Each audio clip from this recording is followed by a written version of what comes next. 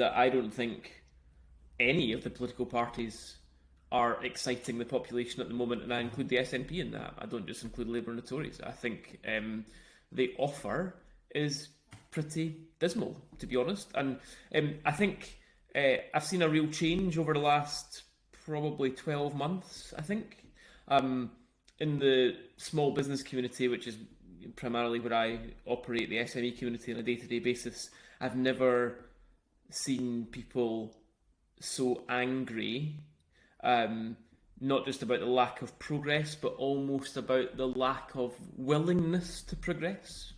The feeling that government doesn't actually care very much.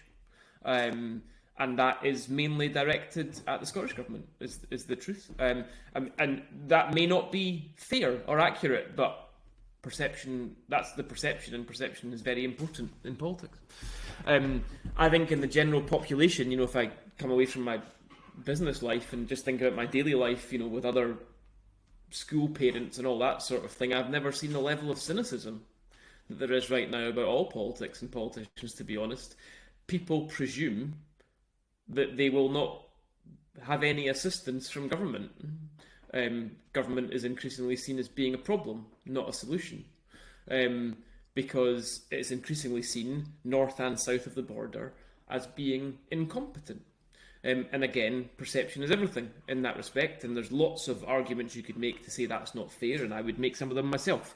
But I think there is an increasing perception of incompetence, north and south. I don't think there's ever been a worse return on tax. Tax is the highest it's ever been, and the product, if you want to call it that, in the form of public services, has never been worse. And there are a lot of reasons for it, but that is the reality of where we are. And I think that Stephen said the key thing is to increase the tax base. Absolutely could not agree more. The difficulty in our country at the moment is we're not talking about how to increase the tax base. We're having a conversation about whether or not we believe in economic growth.